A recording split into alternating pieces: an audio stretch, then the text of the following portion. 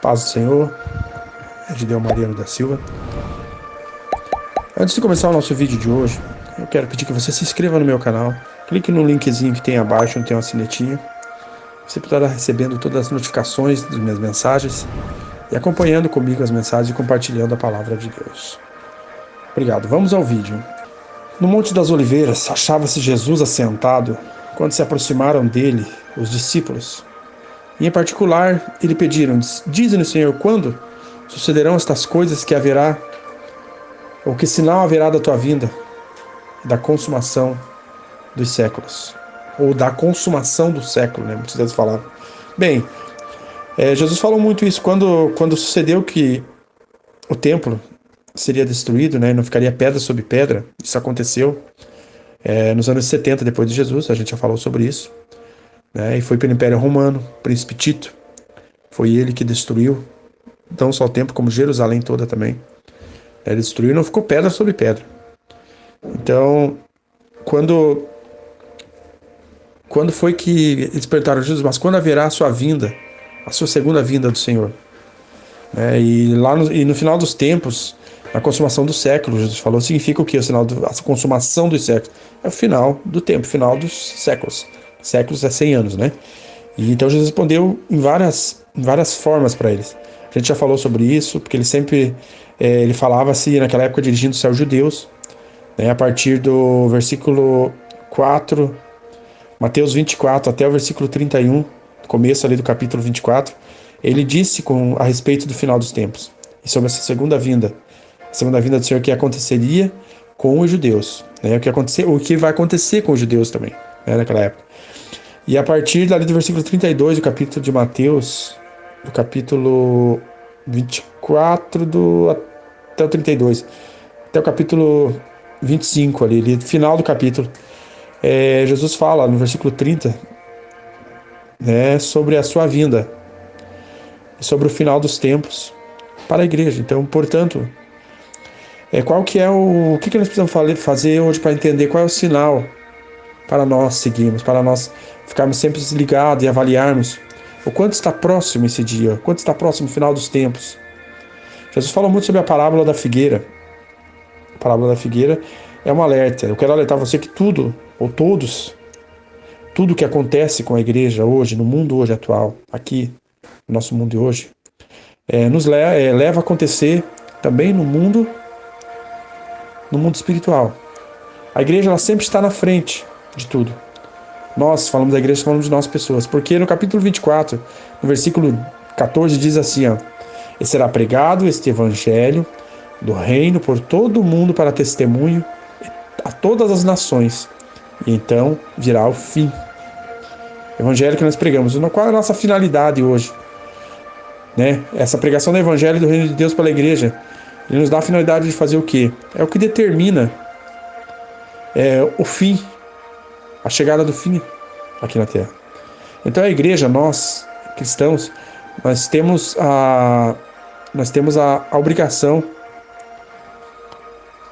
e o dever de pegar a palavra de Deus, revelando a palavra, que seguimos praticando o que é bem, com obediência, porque as coisas que estão acontecendo recente na esfera espiritual, e tudo que acontece na esfera espiritual acontece também aqui no mundo, como consequência do avanço espiritual.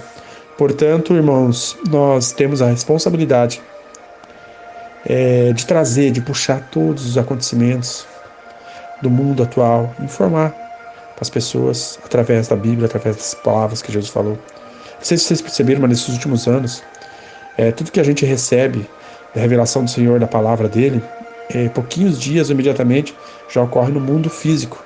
As coisas estão acontecendo através da palavra de Jesus, profecias estão se cumprindo, e questão de semanas, pouquinhos dias, acontece. Nós estávamos falando aí alguns dias, né, sobre isso, e Mateus 24 fala sobre a respeito da importância de algo muito importante, que é o templo de Jerusalém.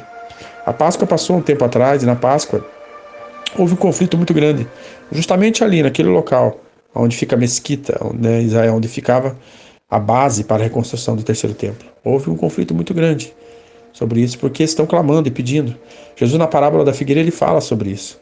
Ele nos dá a entender que Não passará esta geração sem que tudo isto aconteça. Então isso é índice da proximidade do tempo do fim. E vou repetir de novo, mais uma vez sobre isso, porque nós puxamos muito sobre esse assunto com a proximidade da volta do Senhor, né? Haverá muita fome da palavra de Deus.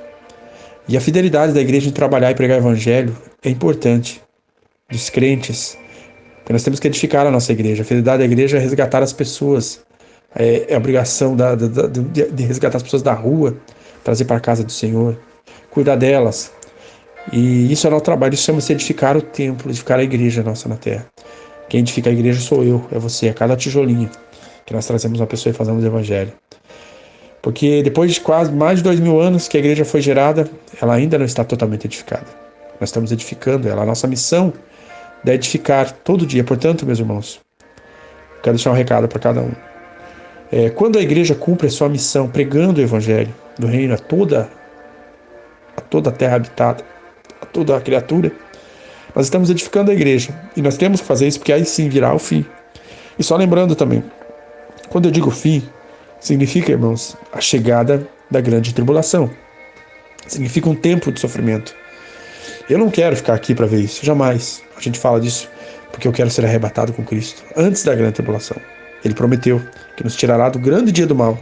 Então vamos trabalhar para isso. Quanto mais a igreja trabalhar, quanto mais a igreja pregar o evangelho, quanto mais ela alastrar o evangelho, vamos salvar as pessoas e vamos também adiantar o que tem para vir. Vamos trazer isso como material na nossa construção para edificar a nossa igreja, cuidando das pessoas, trabalhando, falando do amor, orando. E para que isso seja possível, a vinda do fim vai acontecer muito. E portanto a parábola da figueira fala sobre a vinda do fim, que nos dá os sinais. Ela nos deixou os sinais para nós como próximo está o fim de tudo. Amém? Israel é um símbolo do fim, porque Israel foi uma nação restaurada. Restaurada em 1948, no ano de 1948, se eu não estou enganado, isso mesmo. Quando ela foi restaurada, a sua nação, em 48, a capital era Tel Aviv. A capital de Israel era Tel Aviv. E na Guerra de 6 Dias, que esteve em 1967, foi uma das guerras muito violentas, Israel recuperou também a capital antiga, que era Jerusalém. E Jesus fala sobre isso, né? Que ele recolheria das terras por onde foram lançados e lhe daria a terra de Israel. E aconteceu. O significado disso, porque Israel sem Jerusalém não teria significado, porque Deus escolheu Jerusalém como lugar santificado por ele, para ali o seu nome ser edificado e ali edificar o lugar da sua habitação, tanto no templo físico na terra, né, quanto também Jesus considera Jerusalém um lugar sagrado. Então ele era o lugar que Deus escolheu para recolher escolher as tribos de Israel. Hoje tem festas solenes que acontecem em Jerusalém, portanto, sem Jerusalém, Israel não tem significado, porque Jerusalém é importante para Israel. Graças a Deus que restauraram Jerusalém, graças a Deus que recuperaram essa cidade, tanto a antiga quanto a nova, mas não temos tanto tempo. O templo de Israel está muito perto de ser construído um novo templo de Jerusalém, o lugar onde a habitação de Deus, segundo os judeus, é para ser colocada. A presença de Deus vai estar ali, ou estaria, porém, infelizmente, a gente sabe que não é assim. Que Israel também busca ainda nascer o Jesus para eles, o Cristo vir. Mas a gente sabe que tudo isso está saindo do papel, já está sendo conversado, muitos já têm sentado e feito principalmente planejamentos para a construção do terceiro templo, que está muito perto de acontecer. Então lá tem alguns sacerdotes da nação se assentaram, principalmente, exclusivamente, para conversar sobre o terceiro templo.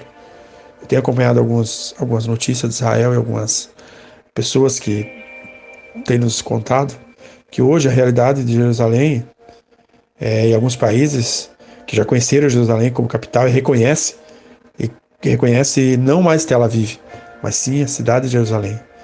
E para ficar completo, está faltando a construção do terceiro templo, porque ele foi destruído, né? Nos anos 70, depois de Cristo, foi destruído. E a pressão está muito grande pela construção desse templo. Está acontecendo a pressão em quase todos os países que estão unidos com Israel. E ela vai acontecer, está cada vez maior, passando o tempo. E quando for batido o martelo, assinados os acordos, a construção vai começar. E isso vai acontecer qualquer dia. Já vou falar para vocês que isso a qualquer dia acontece. A Irizon, ela tem uma das projetores dessa construção. E se isso acontecer hoje, isso poderia acontecer, desencadear uma guerra mundial. Porque muitos aceitam, muitos não aceitam. Mas, irmãos, isso não está longe de acontecer. Está bem perto.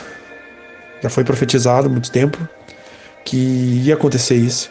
Essa união das 3 maiores religiões, esse acordo de paz para a construção do terceiro templo de adoração única. E essas negociações já estão começando, já estão quase sendo concretizadas. E se ele levantaria um homem poderoso, um homem influente, e ele vai conseguir estabelecer uma aliança ali no Oriente Médio, para que Israel possa fazer parte e construir o seu templo. Então, quando esse homem surgir, ele vai fazer uma aliança de 7 anos. E ele vai quebrar essa aliança no meio, nos 3 anos e meio. Porque ele vai quebrar para que venha a grande tribulação, realmente. E quando ele fizer isso, irmãos, nós não vamos estar mais aqui, nós vamos estar com Deus. Quando essa aliança for assinada, quando esse acordo for assinado, nós estaremos... E a volta de Jesus vai ser secreta. Ele vai ver que no momento nós seremos arrebatados, vencedores. E eu quero fazer parte disso. Eu pergunto, você quer fazer parte disso, irmão? Acredito que sim. Esse dia não está longe. Não cabe a nós, né, fazermos, irmãos, nenhuma data, mas podemos ficar vigilantes. Pois logo depois que o Senhor fala da parábola da figueira, ele fala para vigiar. Fala para vigiar porque o mundo todo vai estar, então, muito desapercebido com essas coisas. Vão estar na sua vida cotidiana, como lá no dia de Noé. Eles comiam, bebiam, festavam, se davam-se em casamento, né? E tudo normal, correndo atrás da sua vida, do seu trabalho, como se nada tivesse acontecido. E quando menos esperado veio o fim. Jesus falou sobre isso. Quando veio o dilúvio, pegou todos de surpresa. E não teve tempo de arrependimento. Assim será a vinda do Senhor, ela será secreta. Jesus vai pegar muita gente de surpresa aqui na terra. Muita gente de surpresa. Espero que não pegue nós. Que nós possamos estar vigilantes, orando, sempre com Jesus dentro do coração, aguardando a sua volta a qualquer momento. Amém?